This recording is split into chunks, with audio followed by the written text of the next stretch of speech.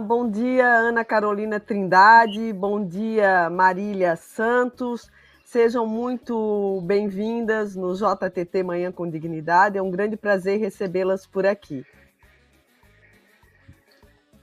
Bom dia a todos. Bom dia. Não sei se vocês estão me ouvindo bem, agora me veio uma dúvida. Tá A funcionando, imagem né? Tá. está boa, a gente está ouvindo vocês super bem. Então vou apresentar vocês para a nossa audiência que ainda não conhece vocês. A Marília Santos é advogada, militante pelos direitos humanos e integrante do manifesto coletivo do qual a gente vai falar hoje. Ana Carolina Trindade Guilhem é bióloga, ecossocialista e militante do manifesto coletivo também.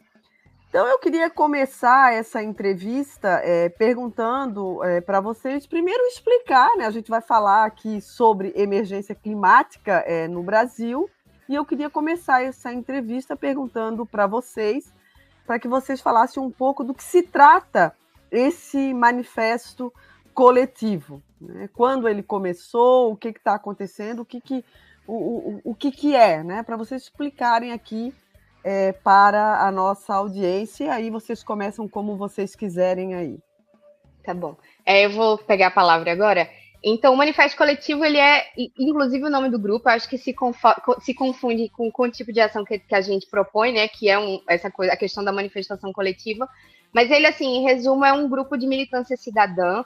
A gente, entre colaboradores e pessoas que estão com a mão mais na massa, assim, para desenvolver as ações que a gente tem feito, a gente consegue acumular, assim, no momento, atualmente, uns 200 pessoas, no caso, assim, eu e a Ana, sindicalistas, advogados, artistas, tem acadêmicos, tem biólogos, tem enfim, bombeiros, tem todo mundo, assim, que vai somando com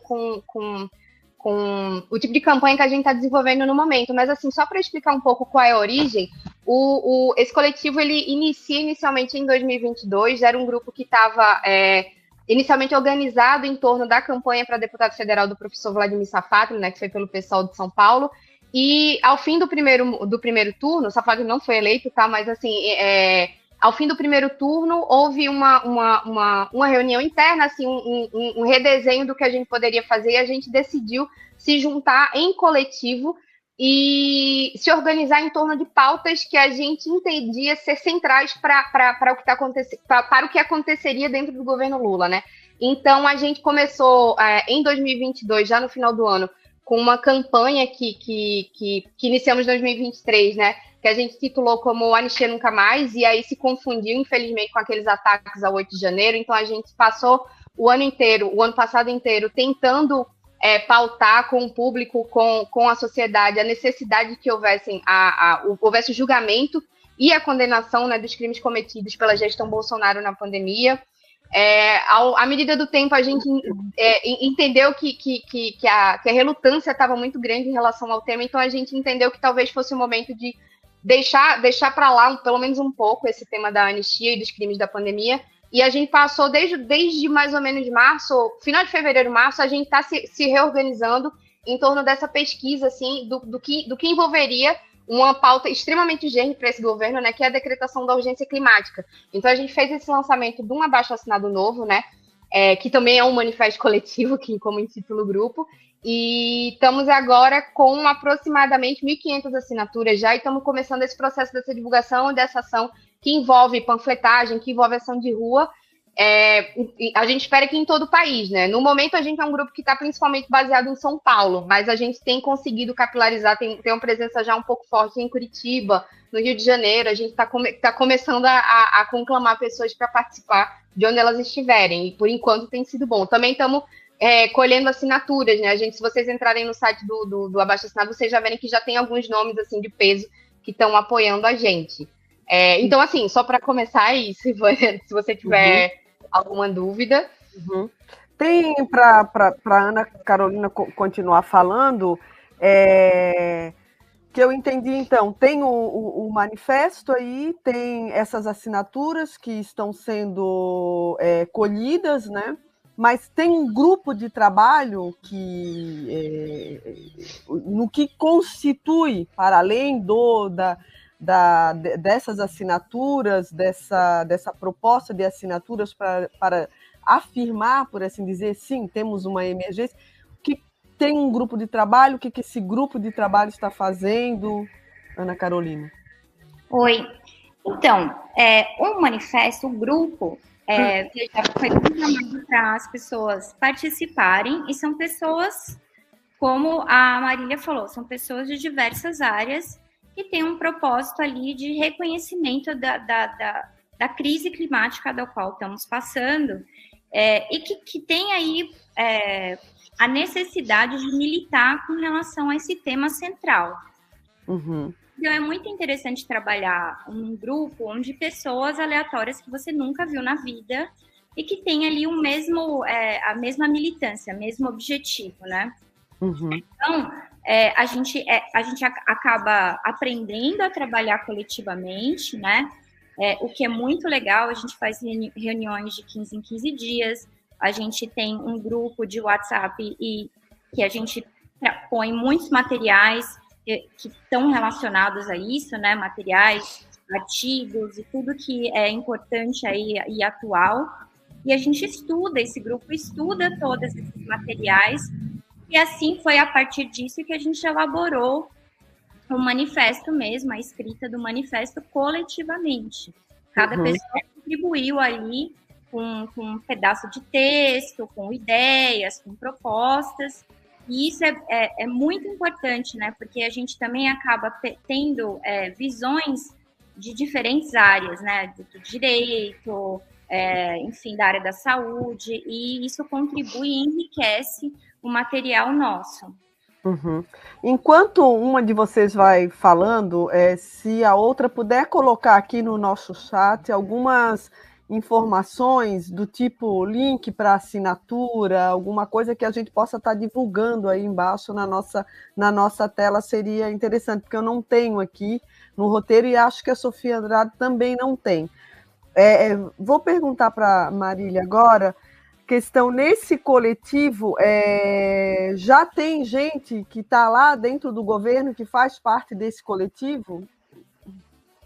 Não, só para explicar uma coisa, dentro da estrutura do coletivo a gente tem os grupos de trabalho, então a gente também tem um grupo de pesquisa que está fazendo a apuração desse tema, com sugestões, inclusive do que está sendo feito ao redor do mundo e que poderia ser interessante como sugestão administrativa ou jurídica para o governo federal. Mas a gente não tem integrantes que estejam ligados diretamente ao governo federal. A gente tem pessoas que têm algum tipo de acesso e que podem fazer esse tipo de mediação. Mas até esse momento, né? Pode ser que hoje, inclusive, quando a gente terminar, surja essa possibilidade, surja essa pessoa. Mas a ideia como a gente se apresenta como um coletivo de militância cidadã, a ideia é que a gente consiga fazer esse diálogo a partir da cidadania, né? A partir da sociedade. Então, a gente também não tem muito essa preocupação de estar dentro do governo. A gente tem a expectativa de ser ouvido como militância cidadã. Eu acho que isso resume bem o que é que a gente está propondo. Uhum. Ou seja, dá uma legitimidade para o coletivo, para que o coletivo tenha força para dialogar com o governo. Isso, Ana Carolina, você que é bióloga, a gente vem falando de emergência climática há alguns anos no Brasil e no mundo, e no teu ponto de vista como bióloga, mais do que nunca estamos precisando falar e colocar algumas coisas realmente na prática, vídeo que vem acontecendo no mundo e também aqui no Brasil. Fala um pouco sobre isso para a gente. Então, Evânia, sim, né? Desde a Eco 92 vem se falando aí sobre as possíveis mudanças climáticas, e isso já está em curso, né? Se a ciência tivesse sido escutada lá atrás, talvez a gente não estaria nessa crise que a gente está passando. Eu acho que tem um interesse econômico, né, destrutivo, explorador dos recursos naturais, que são finitos, e que dentro desse sistema que a gente só busca extrair e explorar a natureza a todo custo, é algo que é inviável, e a gente está pagando um preço altíssimo em relação a isso. né? A gente se vê, né? O ser humano se vê de uma maneira muito deslocada também da natureza, assim, como se fosse uma coisa diferente, que não fizesse parte da natureza, né? É o que Marx chama de ruptura metabólica, né? E que outros, que a população indígena também fala, que é um distanciamento da natureza, né? Porque a gente vê a natureza como um recurso a ser explorado, né? A gente não vê como a gente é parte integrante dela, né? De tudo, né? E que a gente depende, a nossa sobrevivência depende desse equilíbrio ecossistêmico, né? Então, se a gente não mudar, de certa forma, essa dinâmica exploratória, gananciosa, e de só visar o lucro acima de tudo, eu acho que a gente não vai conseguir ter um futuro assim promissor. Uhum. Marília, eu queria que tu falasse um pouco, já que você é advogada, sobre o aspecto um pouco jurídico, mas também de projetos, porque a gente sabe que em 2020 teve um projeto de lei que reconheceu que tinha esse objetivo do reconhecimento do estado de emergência climática, e era um projeto que justamente defendia a proibição, né, que queria a proibição do governo de remanejar recursos orçamentários que estavam justamente destinados à projeção ambiental, a todo o combate ao desmatamento, à reversão das mudanças climáticas, e que esse projeto justamente tinha esse objetivo, né, de impedir que esses recursos saíssem dessa área, desse propósito, né? Vocês têm conhecimento que pé está esse projeto? Ele foi porque é 2020, que foi um momento bastante tenso no Brasil. O que aconteceu? Vocês podem falar um pouquinho, porque era já importante, né? Já se falava muito sobre essa questão orçamentária, né? Deixa eu só perguntar aqui, que a gente tá combinando isso agora aqui, que você está um pouco mais ciente da questão do que rolou da estrutura das projetos de lei do bolsonarismo, né? Porque o que eu iria falar era o que rolou. Se você quiser falar, porque eu faço um adendo sobre o que está acontecendo da semana passada para cá. Fala o que você queria falar em relação. Pode falar, não tem problema. Não, vai, Kika. Tá, você está querendo dizer da questão do projeto, do bolsonarismo, do que aconteceu? Isso. Certo. Então, a gente teve em 2019 também um grande índice de desmatamento na Amazônia, né? Tanto é que aquelas fumaças em 2019 também foram vistas aqui no estado de São Paulo, né? É o famoso vamos passar a boiada. O que a gente vem percebendo, né, não só no governo bolsonarista, mas isso já vem há 4 décadas acontecendo, né, o incentivo do agronegócio, né? Não vamos parar só na questão do governo do Bolsonaro, que ele também antecede. Foi péssimo o que aconteceu, obviamente, porque houve um incentivo da grilagem, né? Ricardo Salles envolvido, inclusive, com contrabando de madeira e tudo mais, né? O escândalo que aconteceu. Mas a gente vem aí vendo um crescimento, né, financeiro do agronegócio. Até que coletei alguns dados, né? Por exemplo, o Plano Safra, ele investiu 459 bilhões no agronegócio, né? E na agricultura familiar, apenas 76 bilhões em créditos rurais. Então, há uma discrepância gigantesca de investimentos, né? Dando suporte para que o agronegócio continue destruindo e desmatando, né? Uhum. O agronegócio, inclusive dentro outro levantamento que eu fiz, é que 50 empresas do agronegócio devem 200 bilhões à União. Tá? Isso foi dados da Procuradoria-Geral da República. Ou seja, além da gente ter um investimento público no agronegócio que destrói e desmata, né, a gente ainda tem empresas que devem 2 bilhões para a União. Dentre elas, eu levantei aqui a Parmalat, a JB Duarte e a DOI, que representam 76,3% desse subtotal. Então, assim, o agronegócio, a expansão do agronegócio, né, que é um problema muito grande no bioma da Amazônia, né, eu tenho dados aqui levantados pelo MAP Biomas, e a floresta amazônica, ela perdeu, nessas 4 décadas, de 13 para 66 milhões de hectares. É muita coisa, em 4 décadas. O Cerrado, ele perdeu 28 milhões de hectares, ou seja, 27% da sua vegetação nativa. A gente não tem como a gente conceber ainda, nessa altura dessa crise que a gente está vivendo, né, da gente está vendo, tendo noticiário mostrando queimadas ali, são tantos focos de incêndio que dá além de um desespero, dá uma melancolia, né? Quando isso vai parar? Quando que a gente vai acordar e continuar trabalhando como se nada tivesse acontecendo, né? Se a gente não perceber que o agronegócio ele está acabando com os biomas, e se em 4 décadas a gente já teve uma destruição e um desmatamento, é tão grave o desmatamento que está acontecendo no Brasil, que o Brasil acabou sendo colocado no 4º lugar no ranking de emissões de gases de efeito estufa. Por quê? Não é porque ele libera nas suas indústrias, porque no primeiro lugar, se eu não me engano, é China, Estados Unidos e Rússia. O Brasil entrou em 4º lugar justamente por conta do desmatamento. Tá? E o desmatamento está totalmente atrelado a uma emissão maior de gases de efeito estufa também, porque se a floresta que consegue proporcionar para a gente o ar, né, e a limpeza do ar, a gente está fazendo ao contrário tudo, né?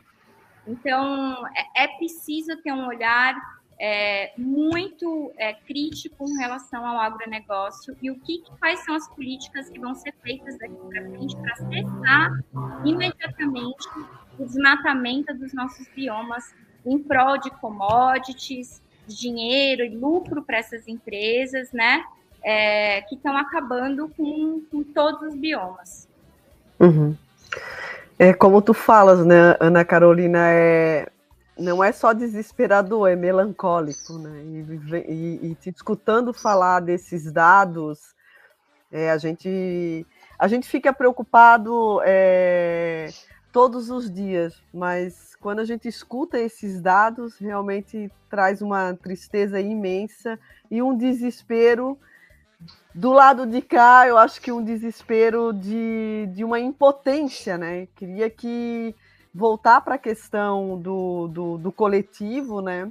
E que a Marília falasse um pouco, né? O que a gente pode fazer com esse nosso sentimento de impotência, porque me parece que o coletivo surgiu também por esse sentimento que é atravessado por pessoas de diversas áreas, conscientes. Eu sempre falo em época de eleições, e falo muito aqui no JTT, divido muito com os meus colegas também, que eu acho que várias coisas têm solução, mas o que não tem solução é reverter esse quadro drástico que a gente está fazendo com relação à nossa mãe terra. Tem coisas que são irreversíveis, e eu acho que isso é o mais grave. Então, queria que vocês falassem um pouquinho, que a Marília falasse sobre essa nossa condição de impotentes diante desse mundo do agronegócio, né, e desse capitalismo neoliberal selvagem que devasta vidas e devasta a mãe terra. Não, é um grande comentário, Ivânia.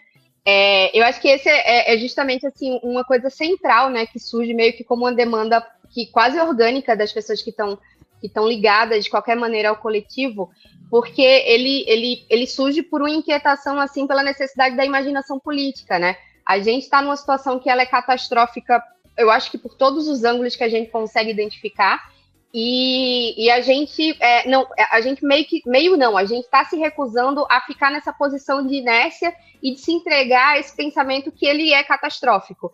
Então a gente o que a gente pauta e o que a gente espera com quem somos a gente sempre avisa quando vai chegando gente nova, é que a gente está propondo esse exercício de imaginação. Veja bem, a gente tem nesse propósito da militância cidadã, a gente, em tese, deveria poder se pautar pelo poder popular. Então, se isso nos afeta, eu moro em São Paulo, mas de momento eu estou viajando, mas assim, eu sei que São Paulo, ontem a Folha publicou que 76 pessoas já morreram por síndrome respiratória aguda grave por inalação dos gases, das partículas das queimadas que estão encobrindo a cidade, né? Então, é importante quem está nessa situação poder saber que tem uma possibilidade de pensar uma maneira de sair dela sem que seja encarado esse caminho assim da catástrofe. A gente não pode se entregar a isso. A gente tem que lembrar que o poder está com a população, o poder está com a cidadania, com a sociedade, né? Então, o que a gente propõe é justamente esse tensionamento dessas ideias. A gente tem esse abaixo-assinado, né? Eu vou elencar umas das coisas que a gente propõe para você ver assim o que é que eu falo por imaginação política, né? Porque pode ser que, em termos fáticos, assim, do que está acontecendo dentro da política brasileira, à primeira escuta sejam propostas que sejam consideradas impossíveis, que seja impossível, por exemplo, que um Congresso pense enfim, no que eu vou falar aqui. Mas a gente tem que tensionar, tá? A gente sabe as ferramentas para conseguir, não sei se reverter, mas a gente tem que pensar numa maneira em como conter isso e passar a diminuir. Porque, assim, a reversão envolve coisas que já aconteceram e acho que em relação aos biomas que já foram destruídos, a situação é realmente muito triste. Mas, por exemplo, no manifesto que a gente fez, eu não sei se já foi colocado aqui, mas como eu estou pelo celular, eu não consigo colocar o link no chat. Mas, assim, é o www.change.org/urgência climática. Vocês conseguem acessar. Repete para mim, Marília, www.change.org/urgência climática. .org/urgência, né? Isso, climática, tudo junto. Sem acento. Isso. Ah, não. A Ana Carolina colocou aqui. Eu vou beleza. Compartilhar. Tá bom. Tá, é porque como eu tô pelo celular, fica bem difícil para saber o que tá rolando no texto. Mas, enfim, o que a gente propõe, o que a gente está pautando, o que a gente tá tentando tensionar com a opinião pública e com o governo federal por exemplo, vou dar exemplos aqui de imaginação política que a gente está propondo, que sejam retiradas do Congresso atribuições legislativas contrárias aos interesses da natureza. E a gente também tensiona para que toda tomada de decisão ecologicamente sensível seja submetida a plebiscito, para que isso esteja sob o controle da população. A gente também tensiona, né, pedindo o enfrentamento e a responsabilização contra crimes e negligências ambientais. Isso é importante falar, parece óbvio, mas assim, a gente tá num contexto de um governo que está acuado pelo agronegócio. Não sei se acompanhando todas as manifestações de 2 semanas para cá com o agravamento das queimadas, a gente vê que existe uma reticência imensa, assim, inclusive da própria ministra do Meio Ambiente, em mencionar a palavra agronegócio ou agroeconomia. Assim, esses termos não estão sendo utilizados. Então, a gente está querendo trazer para o centro a necessidade do enfrentamento ao agronegócio, porque a gente não vai conseguir fazer essa recuperação, a gente não vai conseguir retomar o meio ambiente do Brasil se a gente não for enfrentar esse setor, que também é um setor econômico, né, que, enfim, é julgado o principal do Brasil. A gente também tensiona para que as opções econômicas preferenciais, que no Brasil atualmente são representadas pelo agro, como eu falei, pelo extrativismo das grandes indústrias, elas sejam rejeitadas. A gente pede para que no lugar dessa forma de exploração, a gente tenha investimento, inclusive do governo federal, pela produção de alimentos livres de veneno, que essa produção de alimentos, de fornecimento de comida, ela seja feita respeitando o meio ambiente. E quando se escuta isso, eu acho que é natural achar que isso é impossível, só que a gente propõe que não é, e que a gente precisa retomar esse protagonismo nessa discussão. A gente não pode deixar isso ser discutido assim, longe em Brasília, com interesses que não são populares ou sociais, assim, em mente. Assim, a gente precisa realmente retomar o poder dessa pauta. Assim. E aí, Eu até explicando assim, a gente faz esse formato do manifesto em abaixo-assinado, mas a gente pensa principalmente na circulação das ideias. A gente tem essas plataformas de abaixo-assinado que são uma ferramenta interessante para fazer a distribuição dessa informação, mas a gente pretende, a gente já está desenvolvendo ações verdadeiras assim de ruas, né? Seja com panfletaço, seja com aquela coisa de colocar uma banquinha na Avenida Paulista e conversar com as pessoas sobre o que está acontecendo, sabe? A gente está pretendendo desenvolver, assim, espera que em mais capitais, em mais outras cidades, essa presença na rua. Então, é um projeto, assim, que pode ser... um manifesto coletivo, assim, pode ser um pouco...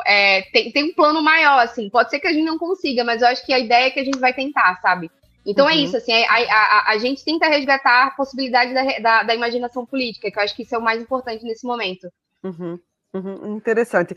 A gente está chegando no final dessa entrevista, mas eu não posso deixar de perguntar para vocês, a Sofia Andrade já mandou aqui uma mensagem que a gente tem que encerrar para continuar com nossas colunas, mas eu queria fazer uma última pergunta para vocês, para fechar.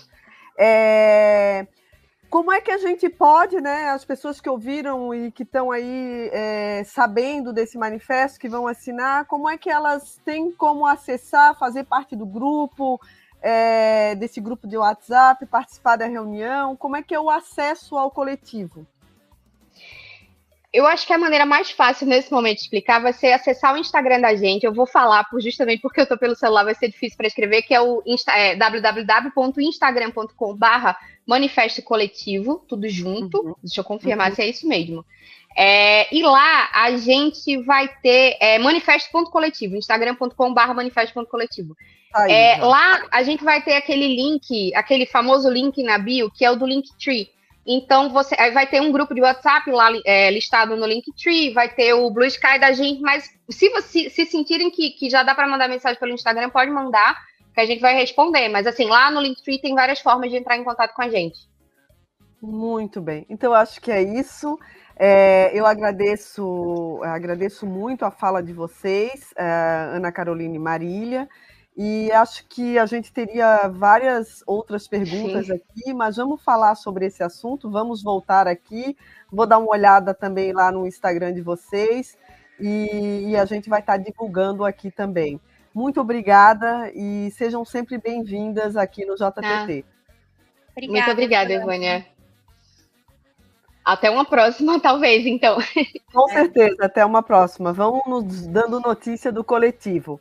E a gente continua por aqui, Sofia Andrade. Agora a gente vai com Alexandra Bong, Saúde Pública em Foco.